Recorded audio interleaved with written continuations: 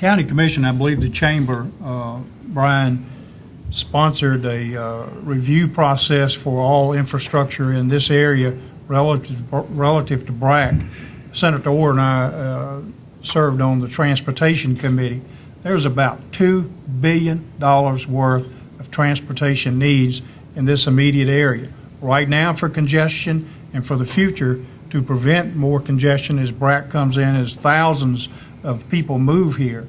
And we have got to find a way to fund roads better, to set priorities for roads better. The governor has taken politics out of the road planning process to a great degree.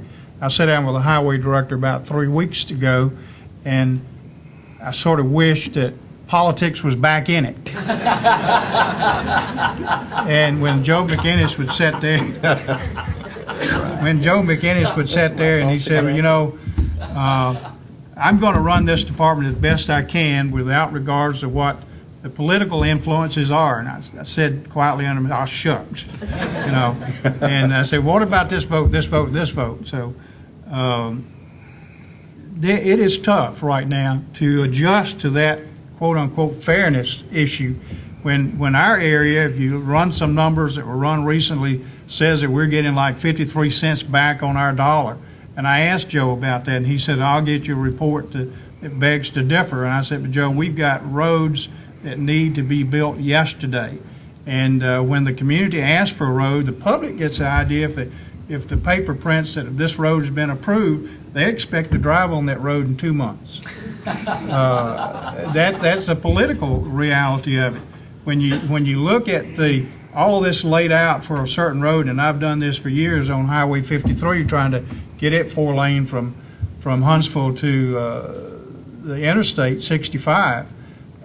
When you see that there are utilities that got to be relocated, there's right-of-way, and right-of-way process is one of the biggest hindrances. If you don't believe it, say all of you own property along Highway 53. I'm assuming all of you are going to give that property to the state to just move that road through there. And most people are not like that. Every property owner has to be dealt with individually, one by one. And a lot of times they end up in lawsuits. And we've got one issue out here trying to relocate not a cell tower, but a transformer or switching station on Highway 53 that's held up part of the 4-laning process. But it's a year after year after year process for roads. We've got needs right now, and I hope in a question or two in a few minutes, Sid, that we can get down to some thoughts about how we can address that. And one of the things I'll just tell you right now, I mentioned to Jim Main, the finance director, about 3 weeks ago, the same day I met with Joe McInnes, was trying to do something to help us with our infrastructure here relative to BRAC. The Department of Defense tells us we're going to have 9,000 new students come in. If you look at it, roughly 1,000 per school. That's 9 new schools in this area. Where are we going to get the money for those?